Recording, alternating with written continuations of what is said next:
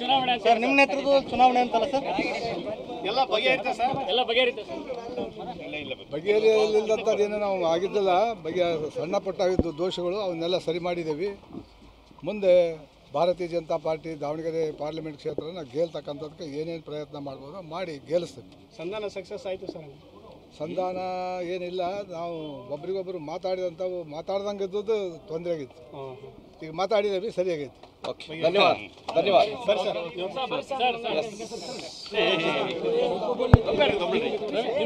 ಚುನಾವಣೆ ಸರ್ ನಿಮ್ಮ ನೇತೃತ್ವದಲ್ಲಿ ಚುನಾವಣೆ ಅಂತಲ್ಲ ಸರ್ ಎಲ್ಲ ಬಗೆಹರಿತ ಸರ್ ಎಲ್ಲ ಬಗೆಹರಿತ ಬಗೆಹರಿಯಲಿಲ್ಲದಂಥದ್ದೇನು ನಾವು ಆಗಿದ್ದಲ್ಲ ಸಣ್ಣ ಪುಟ್ಟ ದೋಷಗಳು ಅವನ್ನೆಲ್ಲ ಸರಿ ಮಾಡಿದ್ದೀವಿ.